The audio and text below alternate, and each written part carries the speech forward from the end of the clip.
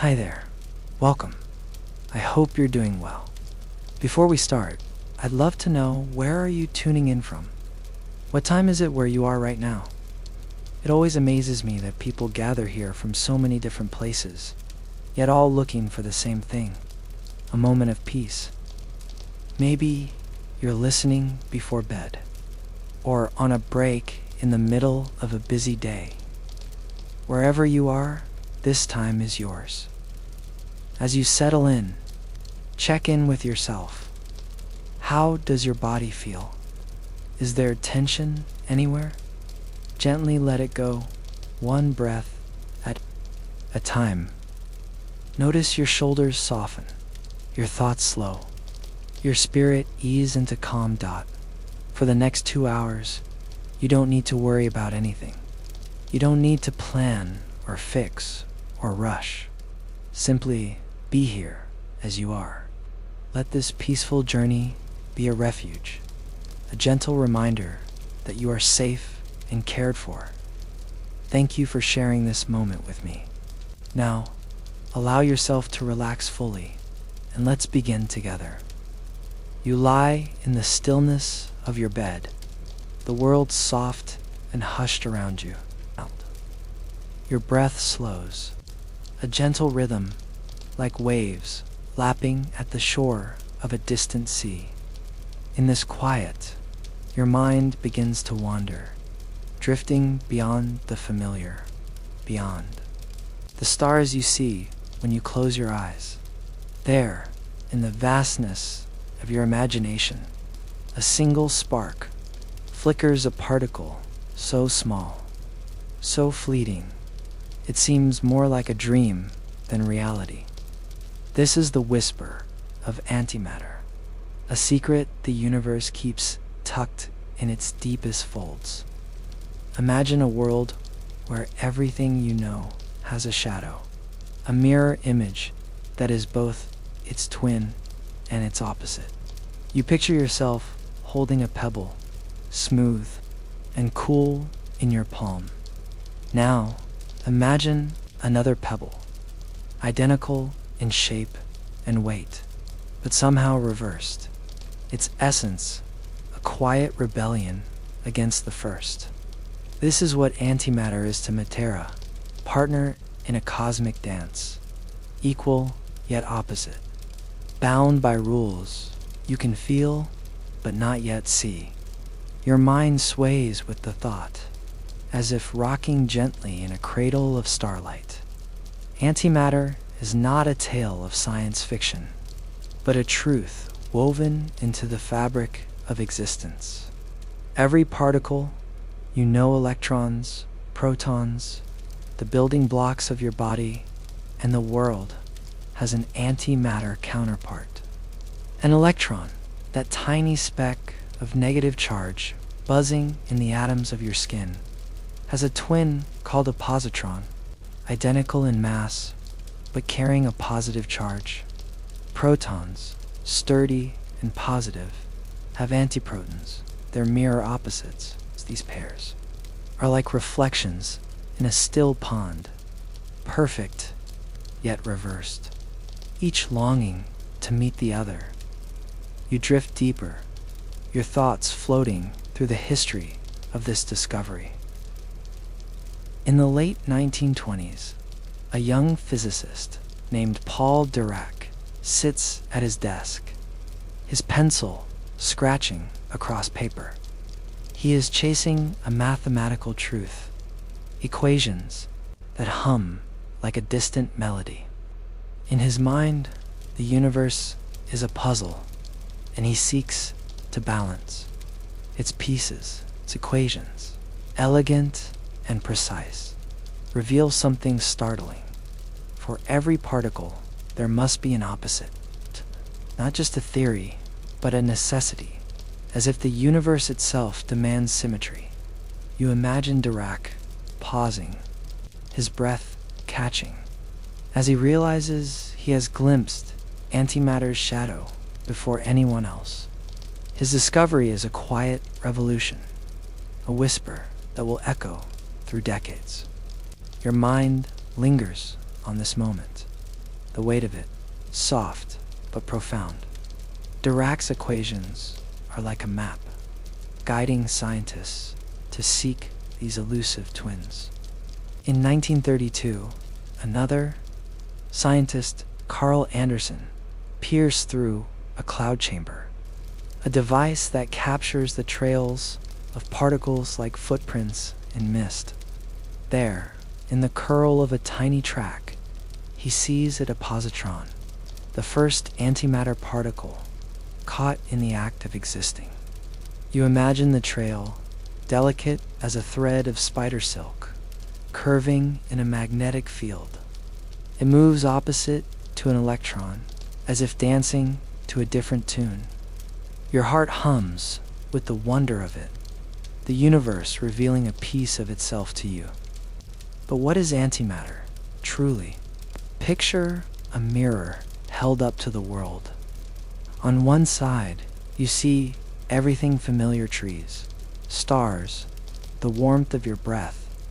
On the other, everything is reversed, yet just as real. Antimatter is not evil or dangerous in itself. It is simply the universe's other half. When matter and antimatter meet, they vanish in a burst of pure energy, like two dancers who collide, and dissolve into light. This annihilation, as scientists call it, is not destruction, but transformation, a release of energy so complete. It is as if the universe sings a single, perfect note. You let this idea settle, your mind as calm as a lake at dawn. Antimatter is rare in the world, you know? It does not linger in the air or hide in the soil. It is born in the hearts of stars, in the clash of cosmic rays, or in the carefully controlled chambers of laboratories. Yet its rarity makes it all the more precious, like a fleeting dream you chase as you drift toward sleep.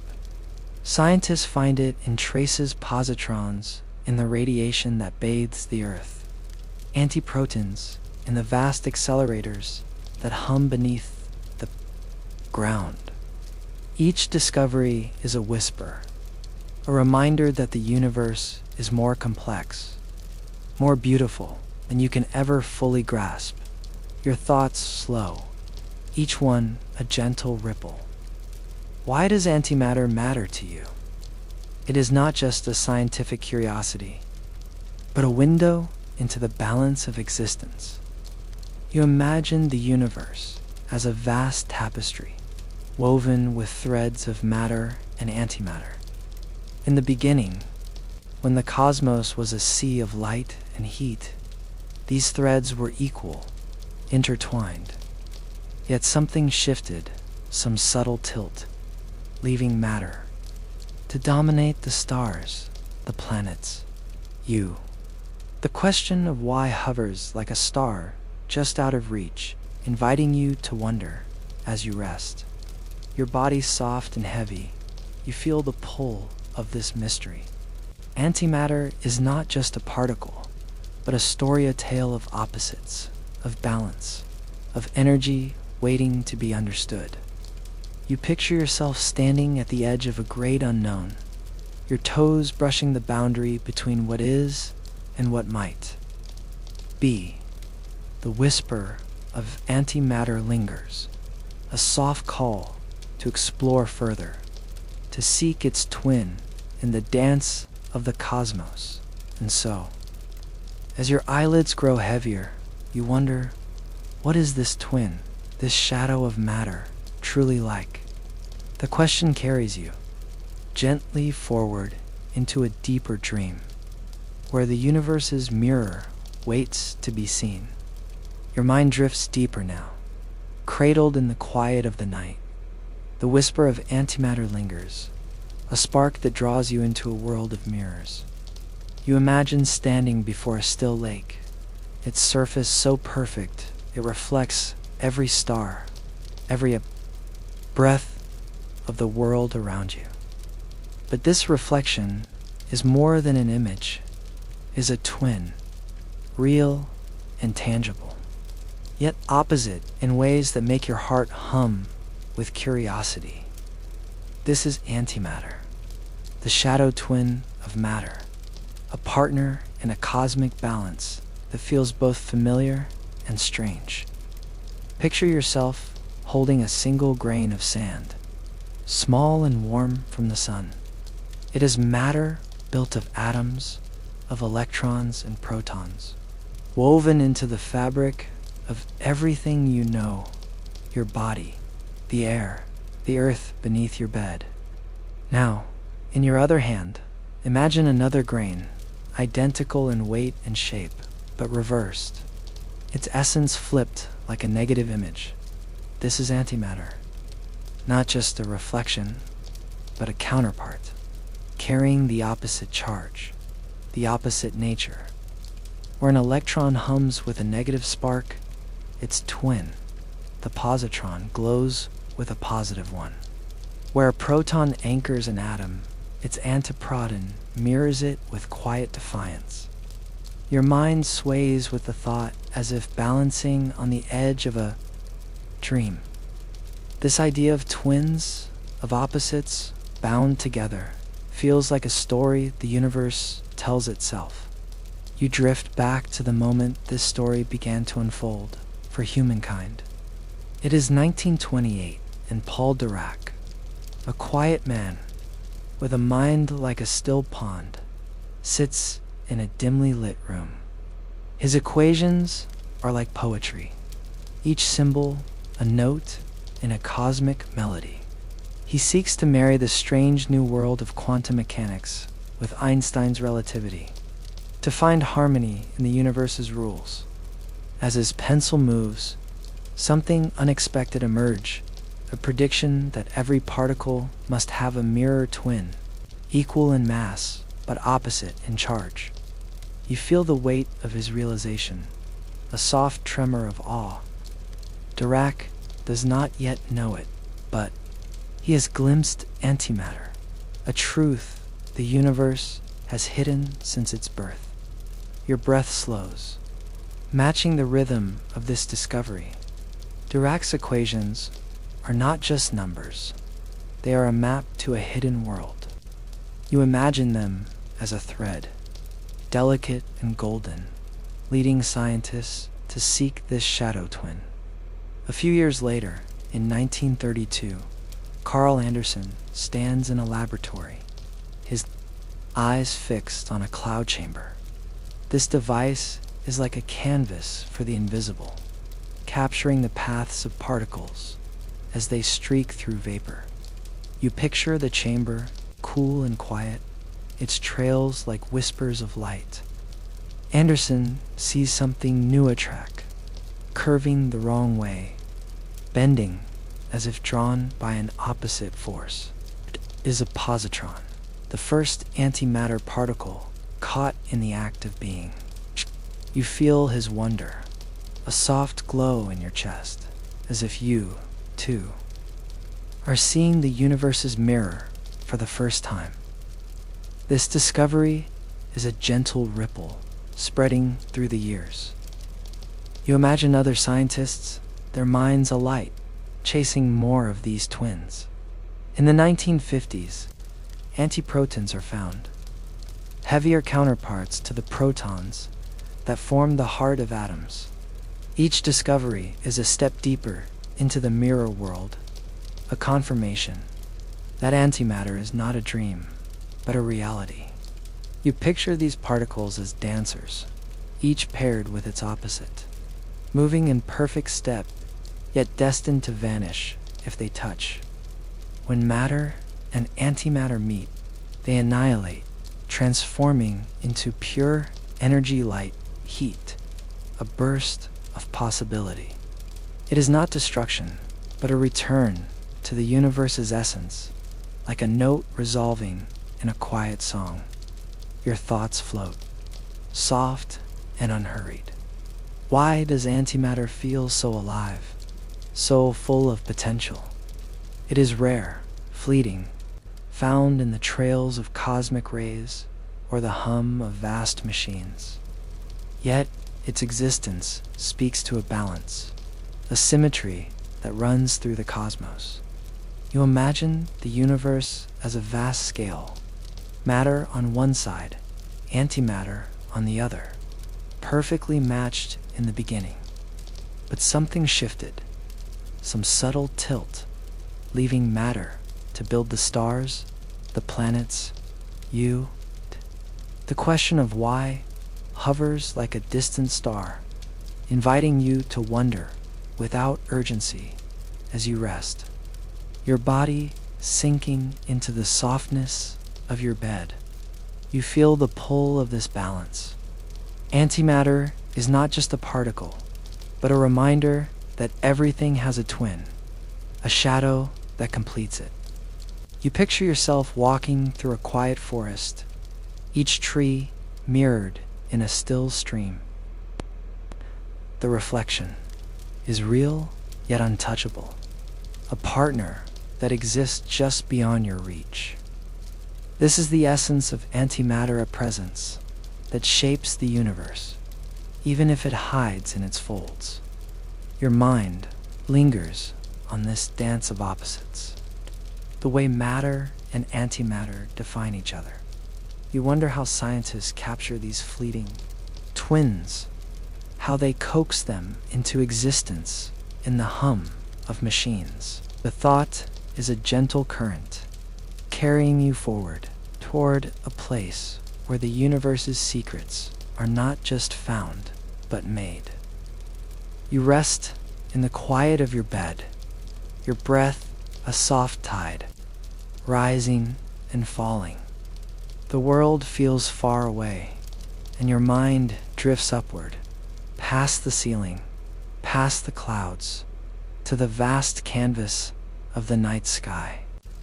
There, among the stars, a faint spark glimmers, not a star, but something smaller, stranger, fleeting.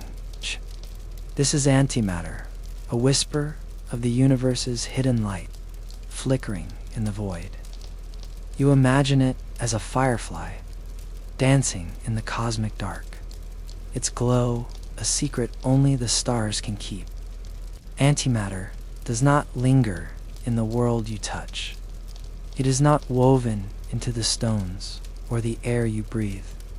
Instead, it hides in places of immense energy where the universe's heart beats fastest. You picture cosmic rays, streams of particles racing through space, born in the fiery hearts of exploding stars or the edges of black holes. Among them, positrons, antimatter's lightest twins, dart like sparks thrown from a fire. Your mind sways with their motion, a rhythm as gentle as a lullaby, carrying you deeper into the cosmos. These sparks are rare, fleeting, like a dream that fades at dawn, yet they are real, caught in glimpses by scientists who listen to the universe's quiet songs. You imagine a satellite orbiting high above the Earth, its sensors like eyes trained on the heavens. It captures traces of positrons, their trails a faint hum in the data. These particles, born in distant cataclysms, travel light years to brush against our world. You feel their journey, a long exhale across the stars, and it soothes you as if the universe itself is breathing with you. But antimatter is not only a gift of the cosmos.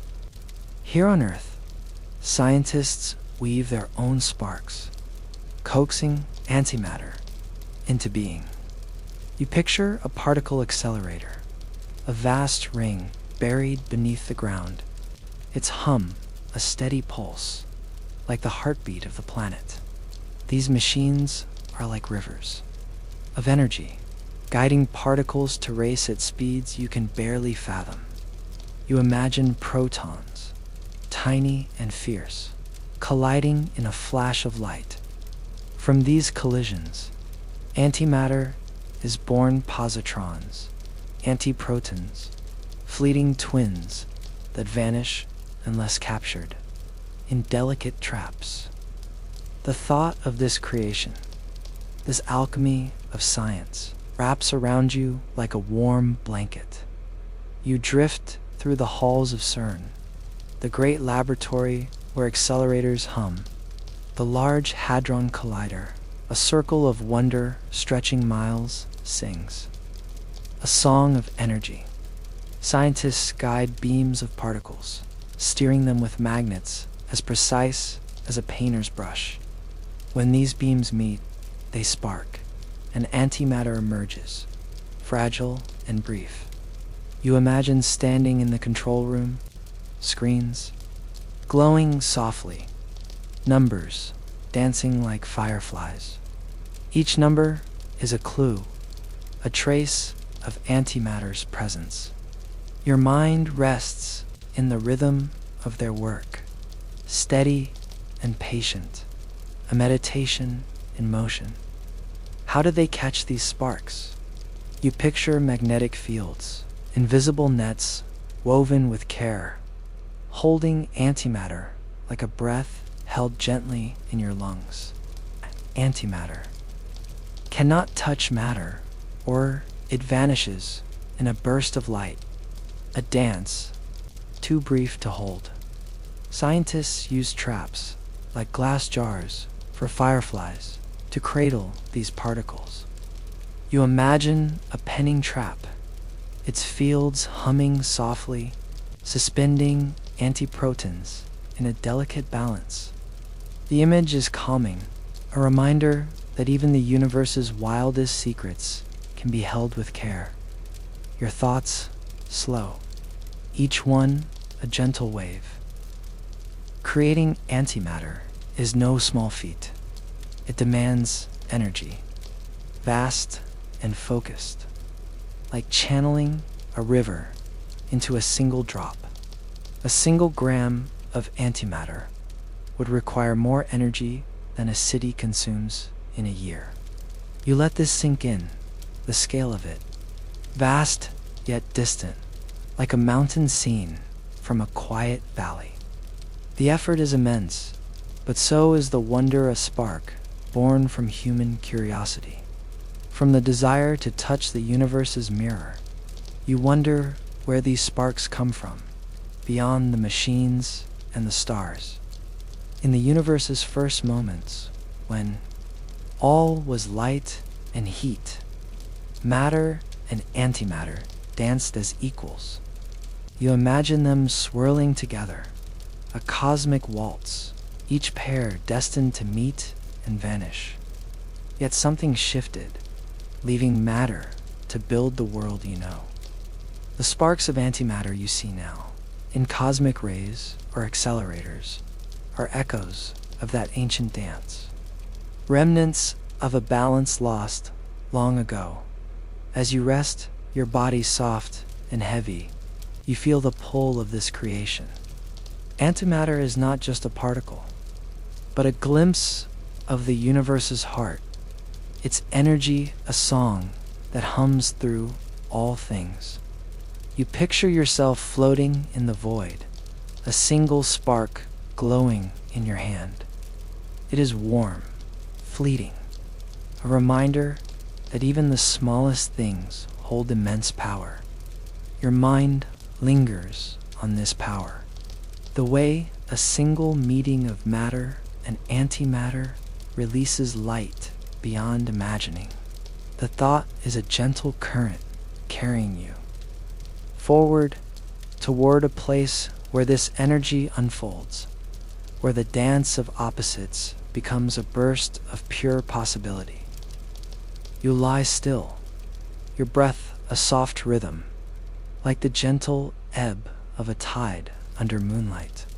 Your mind drifts, carried by the faint glow of a thought, a pulse of light that feels both distant and near. You are drawn to the heart of antimatter, too.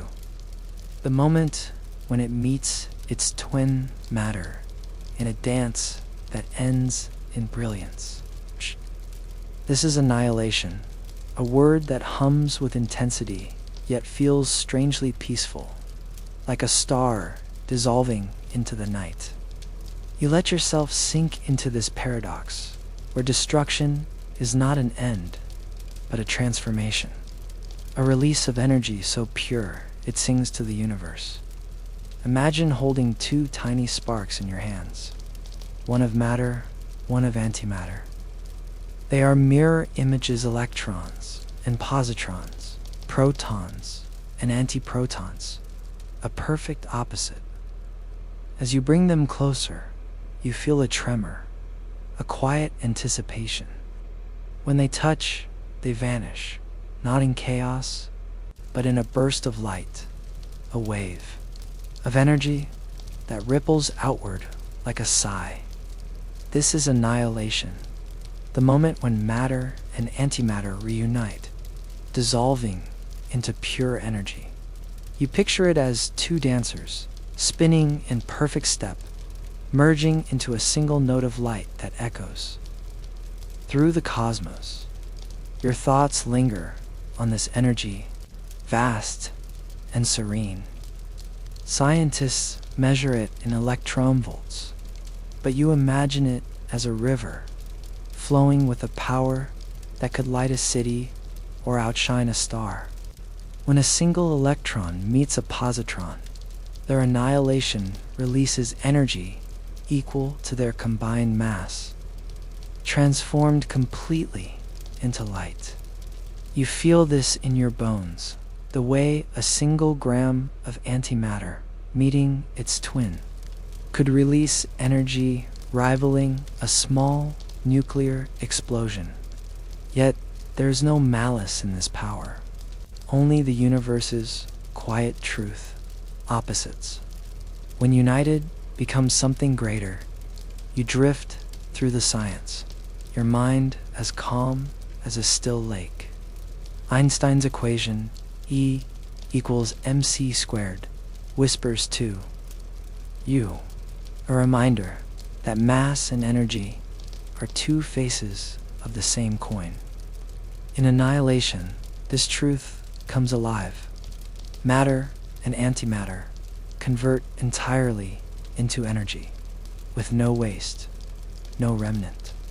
You imagine a scale, perfectly balanced, where every particle's mass becomes a flood of light.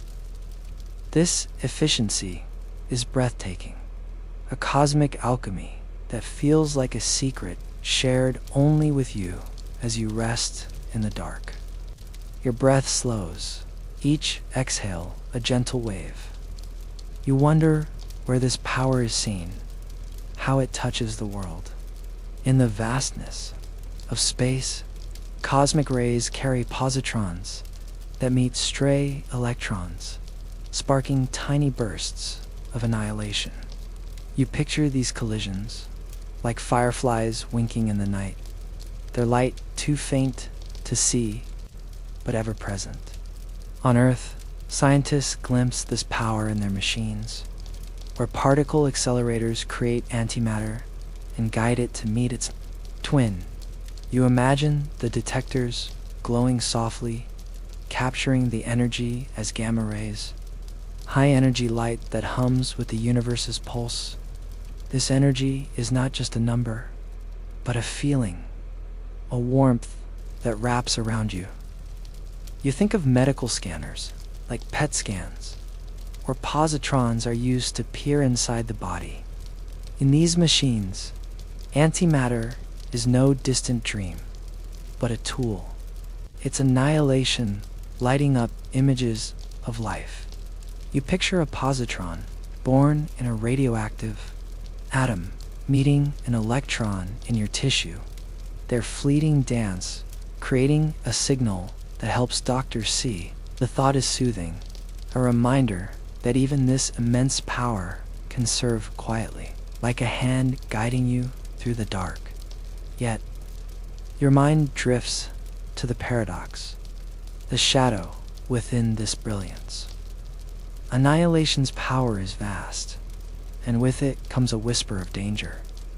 You imagine a gram of antimatter small enough to rest on your fingertip, yet holding energy that could shatter a city.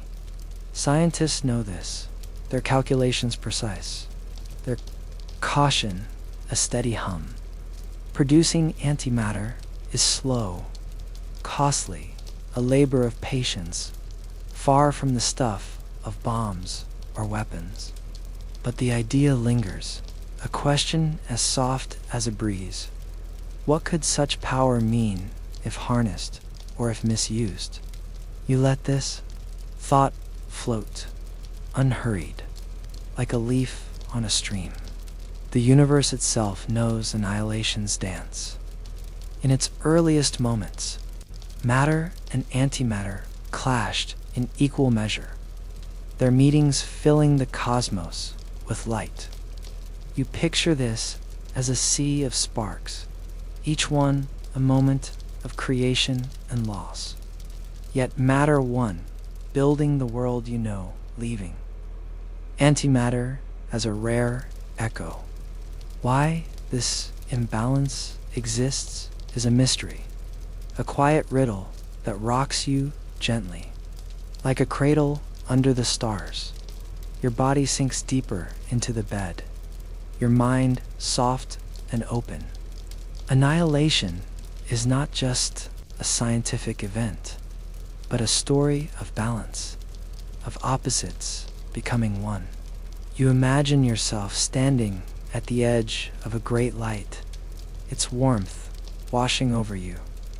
It is not frightening, but comforting, a reminder that even in disappearance, there is creation.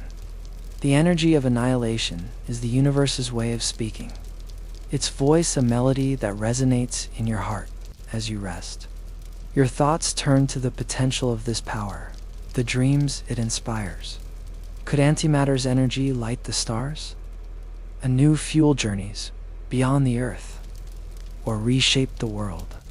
The question is a gentle tide, pulling you toward a deeper wonder, where the possibilities of this cosmic dance wait to unfold. Your breath is a gentle tide, ebbing and flowing in the quiet of your room. The world feels soft, distant, as if the stars themselves are holding you close. Your mind lingers on the pulse of annihilation, that fleeting moment when matter and antimatter meet, dissolving into a burst of light. Now, a new thought drifts in, like a whisper on the wind. What could this power become? You imagine antimatter not just as a spark in the void, but as a force so vast it hums with both promise and peril. Your heart beats slowly, cradled by the rhythm of this question. As you sink deeper into the dreamlike expanse of science, picture a single drop of water, small enough to rest on your fingertip, yet holding the energy of a storm.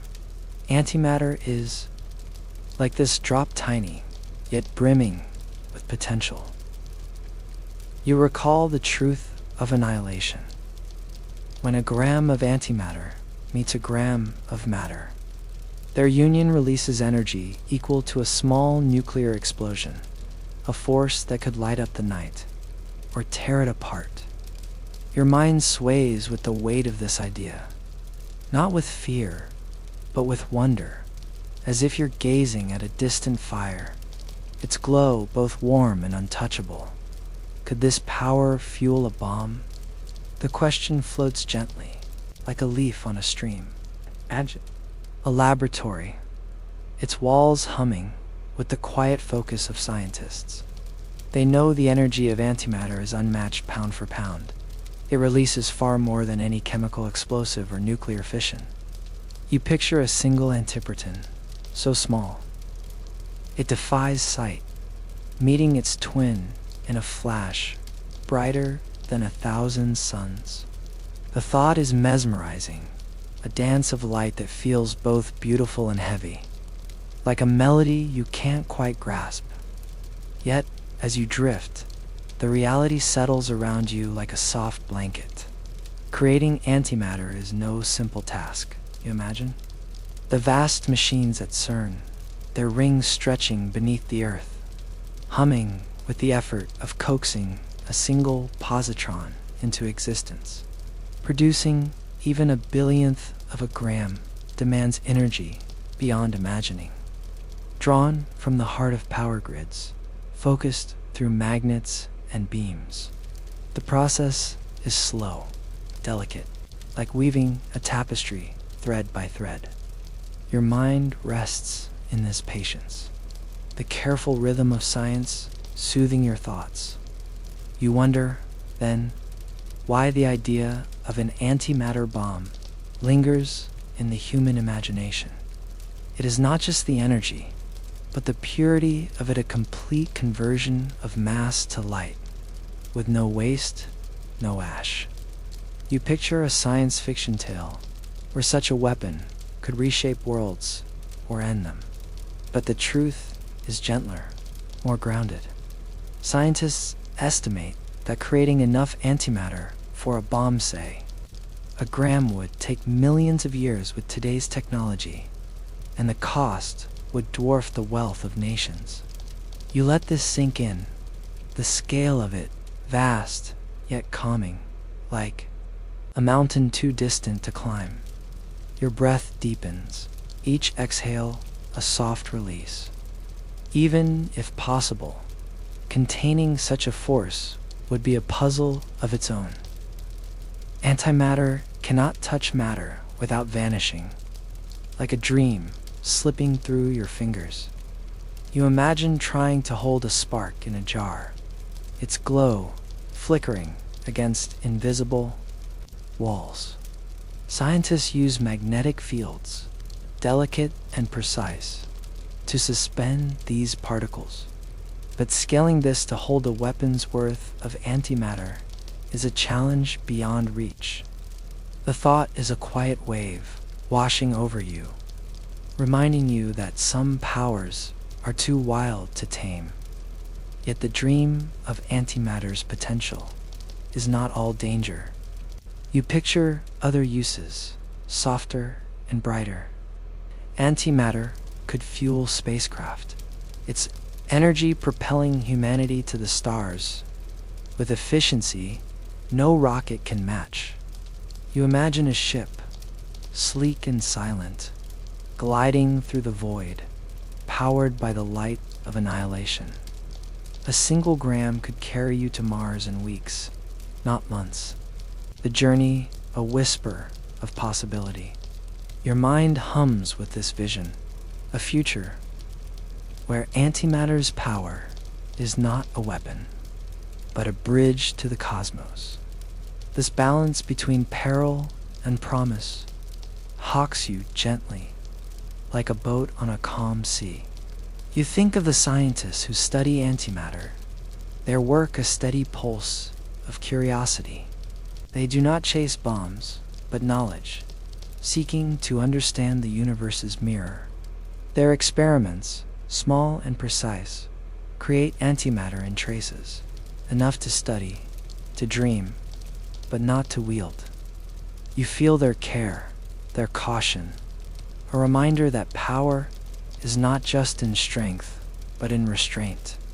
In the choice to seek light over shadow, your body sinks deeper into the bed, heavy and warm. Antimatter's energy is a paradox, a force that could both destroy and create, a spark that holds the universe's essence. You imagine standing at the edge of a great light, its warmth washing over you, not burning, but soothing. The question of its power is not one of fear, but of wonder. What does it mean to hold such a force, to dream of its possibilities? As you drift, your thoughts turn to the effort behind this dream, the quiet labor of creating even a single spark of antimatter, the cost, the challenge, the patience required. They weave a new question, soft and inviting, pulling you toward the next shore of curiosity. Your breath is soft, a whisper in the quiet of your room, as if the night itself is holding you close. Your mind drifts, floating like a leaf on a vast, shimmering sea, where numbers ripple like waves under starlight. You are thinking of antimatter, that fleeting spark of the universe's mirror, and the immense effort it takes to bring it into being. Creating antimatter is like chasing a distant star, beautiful, elusive, and so costly, it feels like a dream woven from patience and wonder. You sink into this thought, your body heavy, your mind cradled by the rhythm of science's quiet labor. Imagine a single grain of sand, smaller than a breath, yet holding the power to light up the sky. This is antimatter, a treasure so rare that even a billionth of a gram is a triumph. You picture scientists in their laboratories, their machines humming like a distant lullaby. These are particle accelerators, vast rings of steel and magnets stretching for miles beneath the Earth. You see the Large Hadron Collider at CERN, its pulse steady and deep, like the heartbeat of discovery. To create antimatter, protons are sent racing, colliding in flashes of energy that birth positrons and antiprotons. Each collision is a spark, fleeting and precious, caught in the delicate nets of science. Your thoughts sway gently, carried by the scale of this effort. Producing even a single antiproton demands immense energy drawn from power grids that hum with the strength of entire cities. You imagine the electricity flowing, a river of light pouring into magnets and beams, guiding particles to their fleeting dance. To make a gram of antimatter enough to rival a small explosion would require more energy than humanity could summon in 1,000,000 years with today's machines. The cost, in dollars, would stretch beyond the wealth of nations, a number so vast it feels like counting the stars. You let this sink in, the enormity of it wrapping around you like a warm blanket, grounding yet soothing. Why is it so hard to create antimatter? You picture the process as a delicate weaving, each thread a step that must be perfect. First, the accelerator speeds particles to near light, a race that consumes power like a hungry flame. Then, collisions spark antimatter, but only in traces, like catching raindrops in a storm. These particles are fragile, vanishing if they touch matter. So scientists use magnetic fields, invisible and precise, to hold them.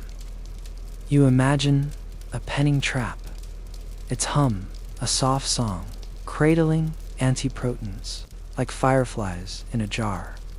Each step is costly, not just in energy, but in time, in care, in the patience of those who chase the universe's secrets. Your breath slows, each exhale, a gentle release. You think of the scientists, their days and nights spent tending these machines. They are like gardeners, nurturing seeds that bloom for only a moment. At facilities like CERN or Fermilab, teams work in shifts, their screens glowing with data, each number a whisper of antimatter's presence. You feel their dedication, a quiet pulse of curiosity that mirrors your own. They do not seek wealth or power, but understanding, a chance to touch the mirror of the cosmos. This labor is a meditation, a rhythm that rocks you gently toward rest. Yet, the cost is not just in machines or money. You imagine the time it takes, the years of study, the decades of building knowledge. Since Dirac's equations first hinted at antimatter's existence, scientists have labored to make it real, to hold it in their traps. Even now, they create only tiny amounts, billionths of a gram, enough to study, but not to wield. You picture a single positron glowing faintly, its creation a triumph of human will. The thought is calming, a reminder that some dreams are worth chasing. Even if they remain just out of reach, your mind drifts, soft and unhurried, to the why of it all. Why pursue something so costly, so fleeting? Antimatter is not just a particle, but a key to the universe's story. By creating it, scientists learn how matter came to be, why the stars and planets formed, why you exist. Each spark they capture is a clue, a piece of a puzzle older than time. You feel this quest in your heart, a quiet call to know more, to see the universe's balance through its mirror. As you rest, your body sinking into the bed, you imagine standing at the edge of this sea of effort. The cost of creation is vast, but so is the wondrous spark born from human dreams, held in delicate balance. You picture the traps that hold antimatter, their fields humming softly, keeping these particles safe from the world. The thought is a gentle tide, pulling you toward a new question. How do they hold something so wild, so fleeting, without letting it slip away? Your breath is slow, a soft rhythm blending with the quiet of the night. The world feels far away, and your mind drifts light as a feather into a space where the impossible is held in gentle balance. You imagine antimatter, those fleeting sparks of the universe's mirror, not racing through stars or born in vast machines, but cradled, suspended, as if caught in a dream. Containing antimatter is a dance, fragile and precise, like holding a soap bubble without letting it burst. Your thoughts sway with this image, a delicate rhythm that soothes you deeper into rest. Picture a single positron, smaller than a whisper, glowing with the energy of its opposite charge. It cannot touch the world, your bed, the air, the walls, because to touch matter is to vanish in a burst of light. You imagine it floating, weightless, in a space where invisible forces weave a cradle around it. This is the science of containment, a ballet of magnetic fields and electric currents designed to hold what cannot be held. Your mind hums with the wonder of it, as if you're watching a dancer spin on the edge of a dream, never falling. Scientists call these cradles penning traps, or magnetic bottles, names that feel like poetry in the quiet of your thoughts.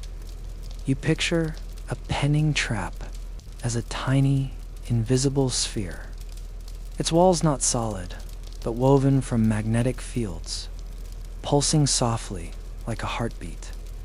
These fields are shaped with care, their strength tuned to the rhythm of the particle's charge.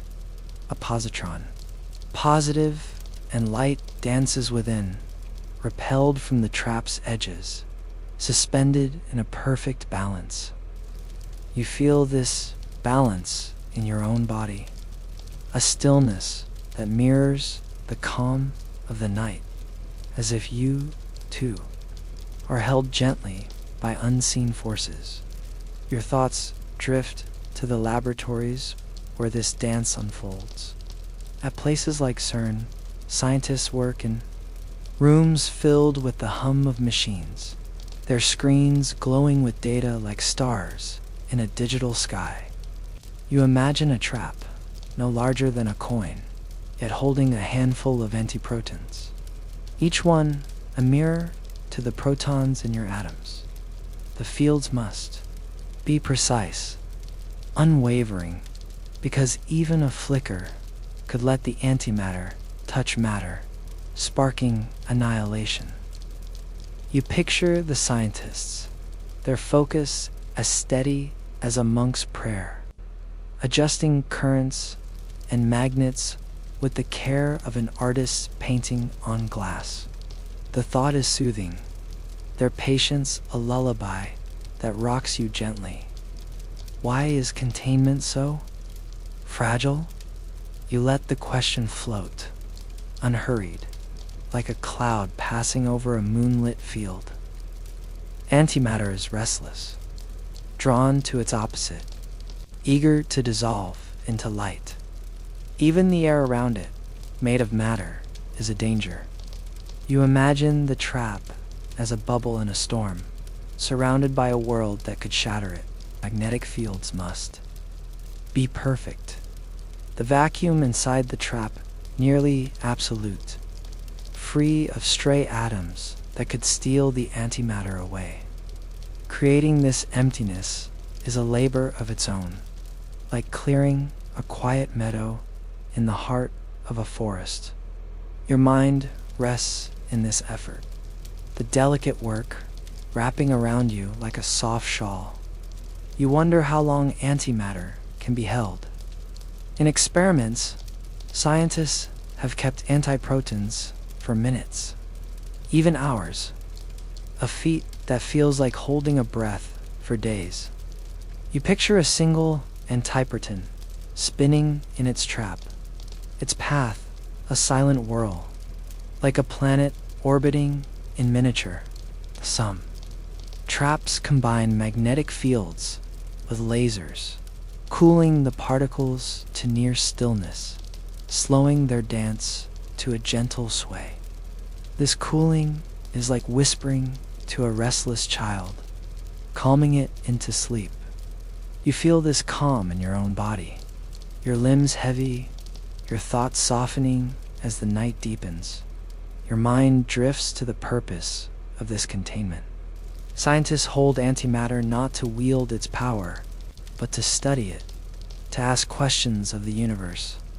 By keeping a positron or antiproton suspended, they can measure its properties, compare it to its twin, seek clues to why matter dominates the cosmos. You imagine their experiments as conversations with the stars, each trapped particle a word. In a cosmic dialogue, the thought is comforting, a reminder that even the most fleeting things can reveal truths, like a dream that lingers after waking. As you sink deeper into the bed, your body soft and warm, you feel the fragility of this dance. Containing antimatter is like holding a melody in your hands, its notes trembling, ready to slip away. Yet the effort is beautiful, a testament to human curiosity, to the desire to touch what is wild and untamed. You picture yourself standing in the center of this dance, the magnetic fields humming around you, a quiet song of balance and care. Your thoughts slow, each one a gentle ripple. The fragile dance of containment is a bridge to a deeper mystery, a question that hovers like a star just out of reach. Why does the universe favor matter over its mirror? The thought is a soft current, pulling you toward a new horizon, where the cosmos whispers its ancient secrets. Your breath is a whisper, soft and slow, blending with the stillness of the night. Your body rests, heavy and warm, as your mind drifts far beyond the room, beyond the stars, to a time when the universe was young, a sea of light and heat. You imagine yourself floating there in the first moments after the Big Bang, where the cosmos was a canvas of pure possibility. Matter and antimatter danced as equals, their steps perfectly matched. Yet something shifted, leaving only matter to weave the world, This mystery, this imbalance, hums like a distant lullaby, rocking you gently towards sleep. Picture the universe as a vast ocean, its waves made of particles, each one paired with its mirror twin. Matter and antimatter, electrons and positrons, protons and antiprotons, swirled together, born in the fiery birth of time. You see them as dancers, their movements mirrored, each step a perfect reflection. When they meet, they vanish in a burst of light, a silent song of annihilation that fills the early cosmos. Your mind sways with their rhythm, a dance that feels both wild and serene, like waves lapping at a shore under a starless sky. In this ancient sea, matter and antimatter should have been equal, their numbers balanced like weights on a cosmic scale. You imagine them filling the universe, a billion particles of each, for every star that would one day shine. Yet something happened, a subtle tilt, a whisper of difference that tipped the balance. For every billion pairs that annihilated, one extra particle of matter remained, untouched, unclaimed. These survivors, these quiet victors, became the building blocks of everything: your body, the earth, the galaxies spinning above. You feel this imbalance in your heart, a soft pulse of wonder, as if the universe chose you to exist. Why did matter win? The question floats, gentle and unhurried, like a leaf on a stream. Scientists call this mystery baryon asymmetry, a name that feels like a poem in your drowsy mind. You picture them in their laboratories, their equations like maps to a forgotten time. They seek clues in the laws of physics, in the way particles behave when they decay. You imagine a particle, heavy and fleeting, born in the universe's fire. Some particles, they find, decay slightly differently from their antimatter twins, a tiny preference that might have tipped the scale. This difference, called CP violation, is like a single note played off-key in a cosmic symphony, just enough to change the song. Your thoughts drift, soft as a breeze, to the experiments that chase this mystery.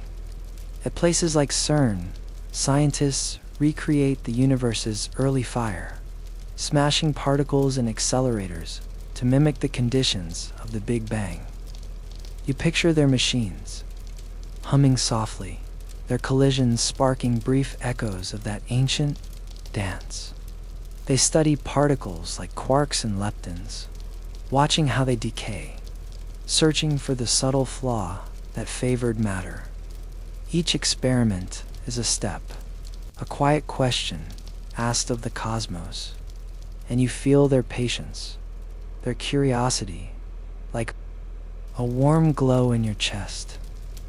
Yet the answer remains elusive, a star just beyond reach. You imagine the early universe cooling, the sea of particles thinning, the dance of annihilation slowing. Matter's survivors gathered, forming atoms, then stars, then you. But where did the antimatter go? Some scientists wonder if pockets of it linger, hidden in distant corners of the cosmos. You picture a galaxy made entirely of antimatter, its stars glowing with the same light as yours, yet untouchable, separated by vast voids. The idea is a gentle ripple, a dream that feels possible yet far away, like a memory you can't quite grasp. Your breath deepens, each exhale a soft release. The imbalance is not just a scientific puzzle, but a story of existence, a reason you are here, resting in the quiet of the night. You imagine standing at the edge of that ancient sea, watching the last pairs of matter and antimatter vanish, leaving only the seeds of the world. The mystery is comforting, a reminder that even the universe holds secrets it has yet to share. Your mind rests in this thought, as if cradled by the cosmos itself. Its vastness, a blanket that wraps you in peace as you sink deeper into the bed, your body soft and still. You feel the weight of this question: why matter and not its twin? The answer lies not just in science, but in choices made by the universe and by those who seek to understand it. The thought is a gentle tide, pulling you toward a new horizon, where the ethics of wielding such knowledge wait to be explored. Your breath is a soft murmur, blending with the stillness of the night, as if the world itself is pausing to listen. Your body rests heavy and warm, cradled by the quiet of your bed.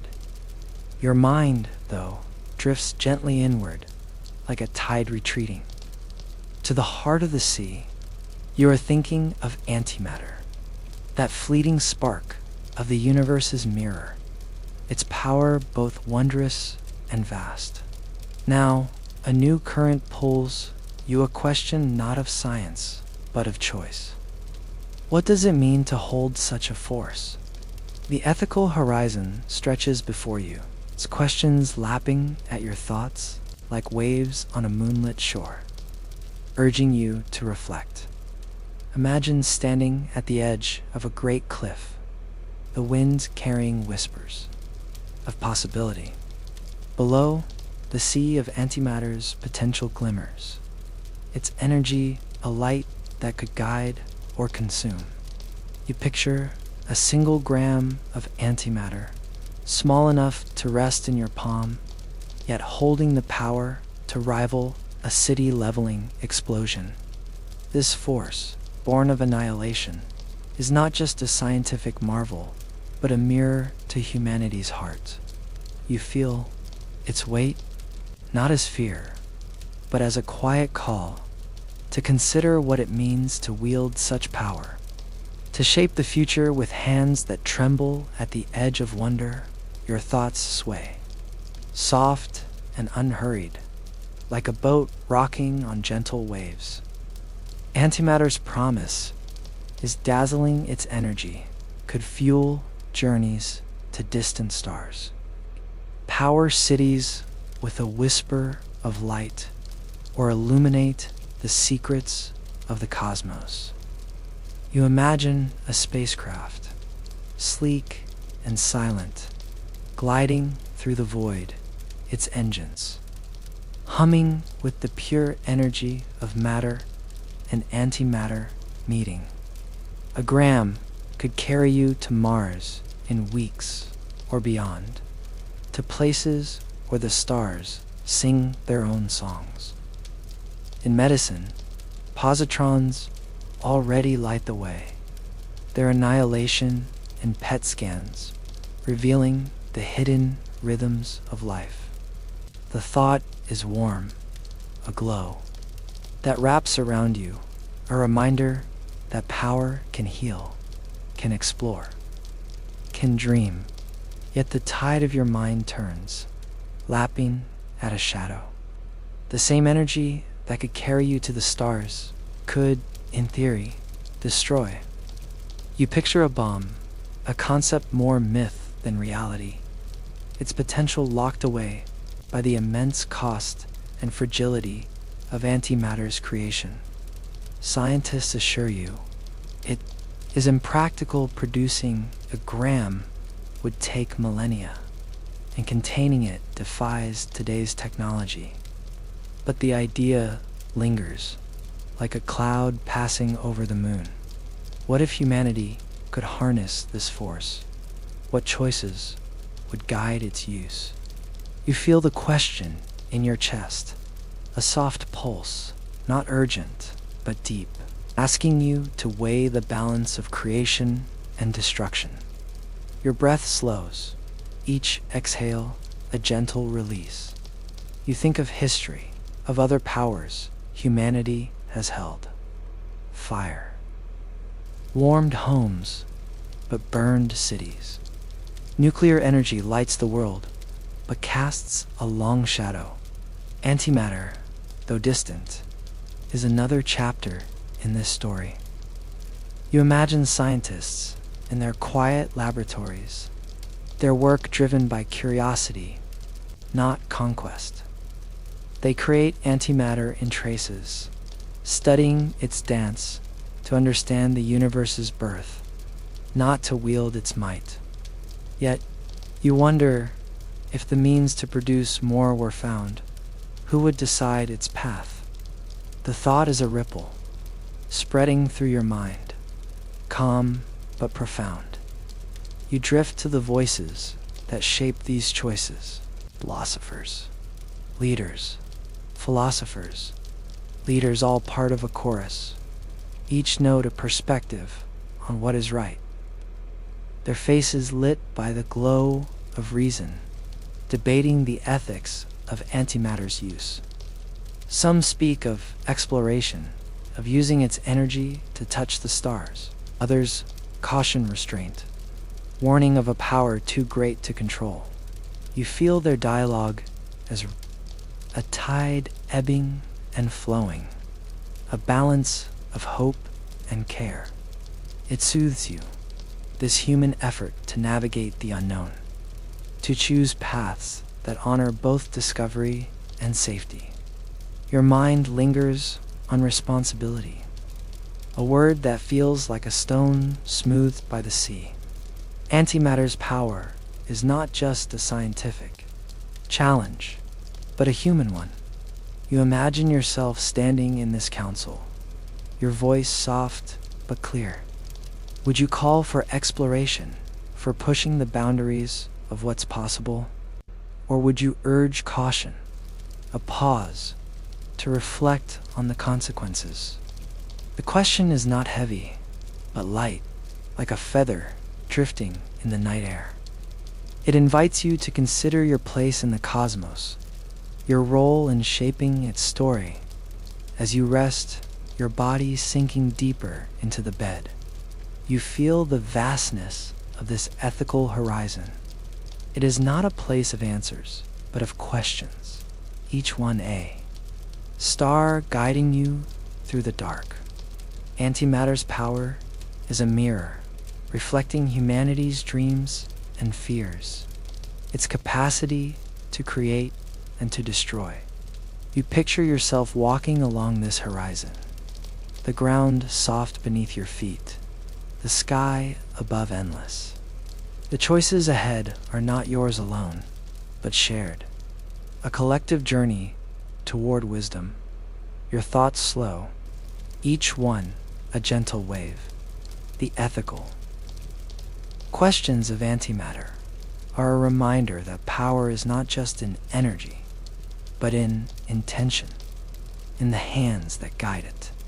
You feel a quiet trust in those who study this force, their care a beacon in the night. As sleep draws near, a new thought emerges, soft and inviting. What future could antimatter bring if shaped by choices that honor both wonder and restraint? The question is a gentle current, carrying you toward a dream of possibilities yet to unfold. Your breath is a soft sigh, weaving through the quiet of the night, as if the stars themselves are listening. Your body sinks into the warmth of your bed, heavy and still, while your mind drifts like a leaf on a gentle stream. You are thinking of antimatter, that elusive spark of the universe's mirror, its power a light that could guide or overwhelm. Now, as sleep whispers closer, you imagine a future where this force is tamed, where its possibilities unfold like petals under dawns. First light, your thoughts float between hope and caution, cradled by the promise of science yet to come, resting in the vast unknown. Picture a world not so far away, where humanity stands at the edge of a new horizon. You see a city aglow, its lights powered by the delicate dance of matter and antimatter, their annihilation a clean, boundless energy. A single gram, once a dream too costly to touch, now fuels homes and dreams with the efficiency of a star. You imagine spacecraft, sleek and silent, gliding through the cosmos, their engines humming with antimatter's light. Mars is no longer a distant red speck, but a neighbor, reachable in weeks, its surface dotted with human footprints. Your heart hums with this vision, a future where the universe feels closer, as if you could reach out and touch its edges. Yet this future is not a certainty, but a canvas, its colors still unwritten. You drift through the science that could make it real. Scientists, their minds like lanterns in the dark, work to produce antimatter more efficiently, to capture its sparks without draining the world's resources. You picture new accelerators, smaller and smarter, their rings humming with precision, weaving positrons and antiprotons like threads in a tapestry. Advances in magnetic traps, delicate as spider silk, hold these particles longer, safer, making their energy a tool rather than a dream. The thought is soothing, a reminder that human ingenuity is a quiet river, carving paths through the impossible. Your mind sways gently, carried by the rhythm of possibility. Antimatter could do more than power cities or ships. You imagine it? In medicine, where positrons already light the way in scans that map the body's secrets. What if antimatter could target disease with precision, its energy harnessed to heal rather than harm? You see a hospital room bathed in soft light where a patient rests, their hope tied to the gentle annihilation of particles too small to see.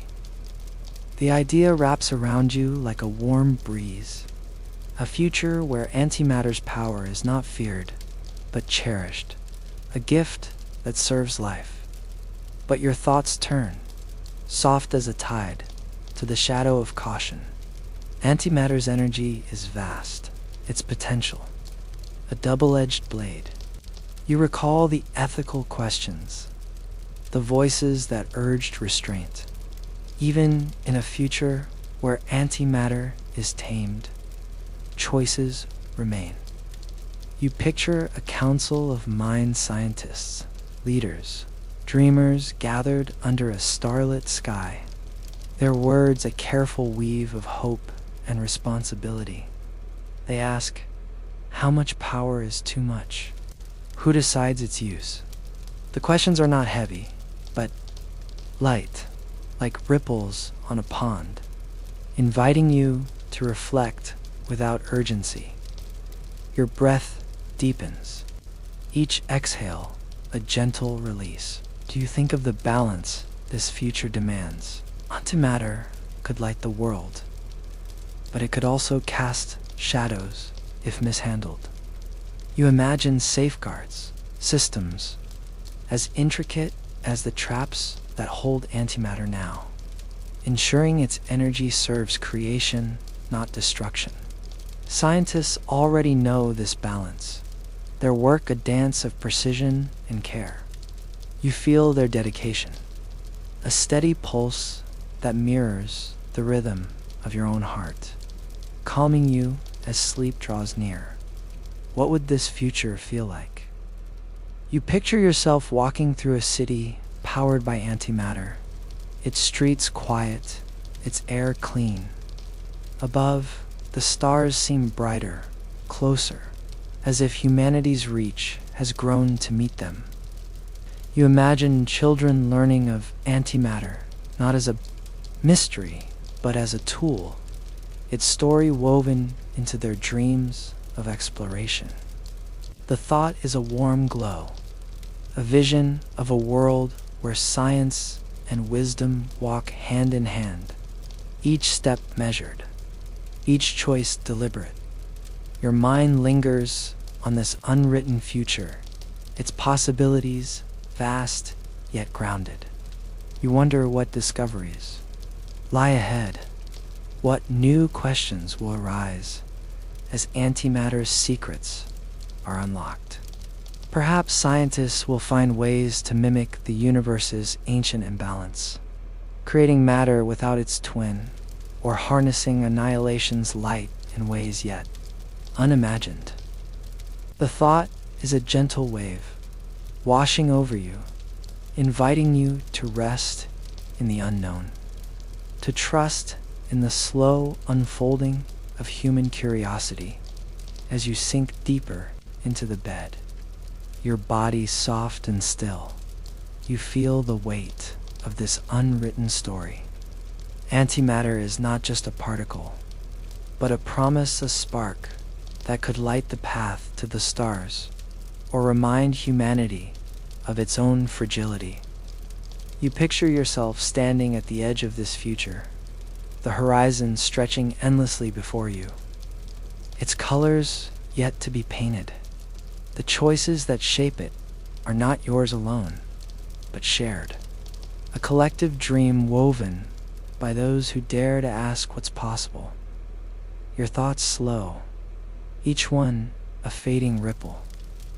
The future of antimatter is a question, a whisper of science yet to come, and you rest in its mystery, content to let it unfold. As sleep wraps around you, a final thought emerges, soft and inviting. What will this future hold, and how will humanity choose to write its story?